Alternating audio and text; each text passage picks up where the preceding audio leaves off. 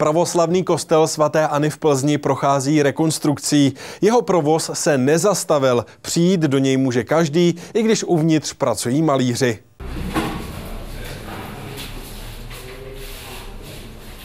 Lešení, štaflek, belíky s barvou, muži v montérkách a oltáře zakryté igelitem. Tak to teď vypadá v pravoslavném kostele svaté Anny v Plzni. Svatostánek, který je v majetku města Plzně, totiž prochází rekonstrukcí. Denně je tu 8-10 lidí, kteří začínají ráno a končí večer a prostě dělají proto, aby to bylo co nejdřív a nejkrásněji uděláno.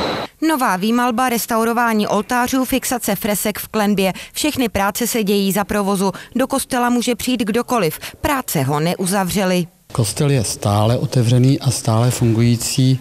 Bohoslužby zde probíhají ve svátky a neděle momentálně a bude stále přístupný. Obnova kostela bude trvat asi ještě 2 týdny, pak už jeho návštěvníci uvidí interiér zase v plném lesku. Třeba tenhle ikonostas, tedy stěnu s ikonami, která odděluje část pro kněze a část pro věřící. V barokním kostele je od poloviny minulého století, od kdy má chrám propůjčený pravoslavná církev.